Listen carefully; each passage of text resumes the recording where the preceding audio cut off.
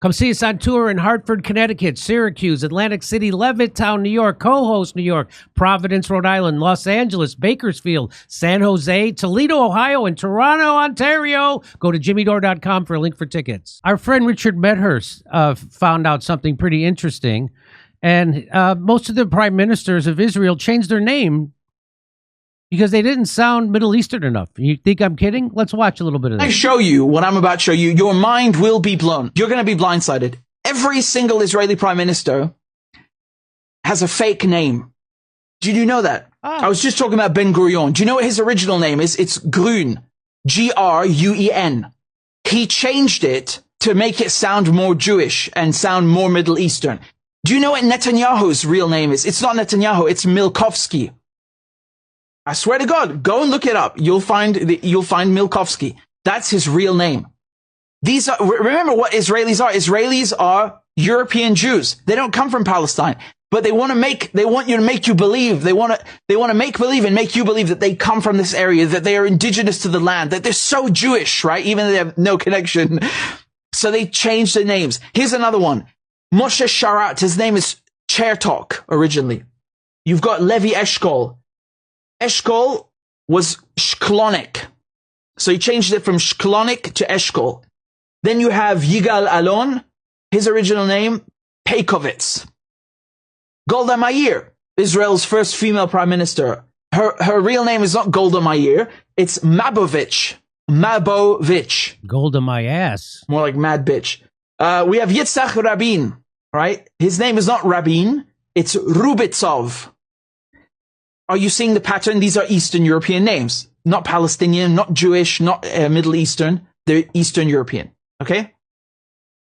They're not Palestinian. They don't come from this region. Yitzhak Shamir.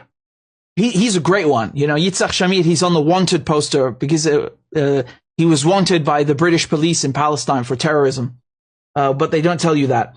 So Yitzhak Shamir, his original name is Yezernitsky. Yezernitsky. Shimon Peres. Persky. Netanyahu, I already told you, Mileikowsky. I think I said Mileikowsky, excuse me. It's Mileikowsky. Never, it's the same point. Ehud Barak is Brog. So B-R-O-G. Brog. He changed it to Barak. Ariel Sharon. His original name is Shinerman. Shinerman. He changed it to Sharon. And Yair Lapid, who's, you still see him changing posts, his original name is Lampel. So he changed it from Lampel to Lapid. So let me bring in George Galloway. Now, you know something about this, and you also know something about the creation of the Israeli state. And, people say, well, it came from the Balfour Declaration. And people use that to justify the Israeli state. Could you talk about why that's not a justification? Well, hardly. It was the first and I think the only instance in history when one people granted to a second people the land that belonged to a third people. And in the era of colonialism, we didn't even possess it as a colony at the time. It was a part of the Ottoman Empire. It was not ours to give away, but we gave it away to a group of European colonial Jews. They never made any secret of that. They met in Basel in the late 19th century, but they met many times in the United States, in Baltimore and many other places. The newspaper headlines are extant in which they described themselves as a Jewish colonial movement. And they were begging the British Empire to give them somewhere, anywhere, that they could found their Zionist settler state in. And they were in advanced talks with the British Empire about Uganda, about the Seychelles. They negotiated very seriously to have their state in Argentina, in Patagonia. That would have given rise to a different kind of PLO in the years to come. They were ready to found their settler state everywhere. They saw these white Europeans building settler colonial states in Australia, in Canada, in South Africa, Rhodesia, and so on. They wanted a piece of the action. It was only later that they invented ex post facto a religious justification for building their state in Palestine. As a matter of fact, all the leaders of the early Zionist movement were atheists. They didn't believe in God, but they believed that God gave them Palestine. It's a monstrous fabrication that a moment's study, 25 minutes of study will give you the whole antecedent of this thing.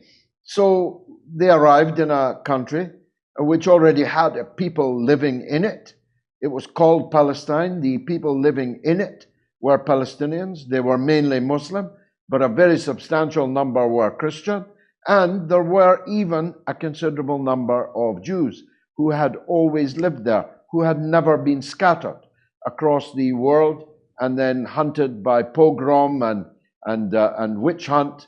The Jews in Palestine lived in amity with the Christians and Muslims there. Suddenly, millions of European Jews that neither the United States nor Europe wanted to take. These were people straight out of the Holocaust. But the doors of the United States and Great Britain and France were slammed shut in their faces, and they were told to go to Palestine. And they took other people's land, other people's houses, other people's farms, orchards, and the people who owned these properties and lived there for millennia were turned into refugees over a very short period of time. In the end, almost 1 million of them were driven out of the country altogether, and the remainder became second, third-class citizens in their own country, living in refugee camps. So in a place like Jenin, for example, you'll have heard of it, Jenin, Jenin, there's a big refugee camp there. And from that refugee camp, the inmates of what is effectively a concentration camp can see their own houses being lived in by Jewish people who came from New York, who came from Moscow or London or Paris. They can see people who've just arrived as immigrants picking their oranges off their trees in the gardens of their homes, whilst they live now 3 generations, 4 generations in squalor, regularly visited by extreme violence from settlers and from the Israeli state themselves. It is the reason I've spent 50 years in this cause is not because I set out to do so, but because I went there 50 years ago, and what I saw there affected me so much, I consider it would be a moral betrayal not to speak out about it, not to tell other people about it, so that we might find at least some modicum of justice. This is the very day, Jimmy, in which the Camp David Accords were signed in Washington between Sadat, the Egyptian president, Begin, a former terrorist, Prime Minister of Israel, under the auspices of Jimmy Carter, signed on the lawn of your White House.